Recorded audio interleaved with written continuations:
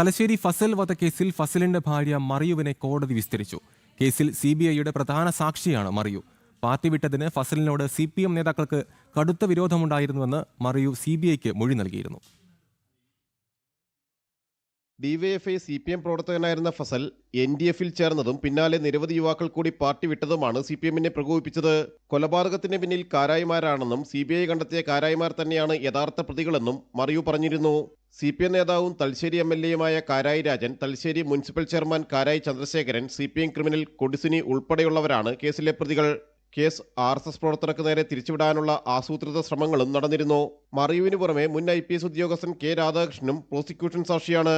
കാരായി രാജനും ചന്ദ്രശേഖരനും ഗൂഢാലോചനയിലുള്ള പങ്കാളിത്തം വ്യക്തമായിരുന്നു. ശക്തമായ തെളിവുകൾ പ്രോസിക്യൂഷൻ മുന്നോട്ട് വയ്ക്കുന്ന കേസിൽ ശിക്ഷിക്കപ്പെട്ടാൽ കാരായി രാജന്റെ MLA സ്ഥാനം നഷ്ടപ്പെടുകയും തെരഞ്ഞെടുപ്പിന് കളമൊരുങ്ങുകയും ചെയ്യും.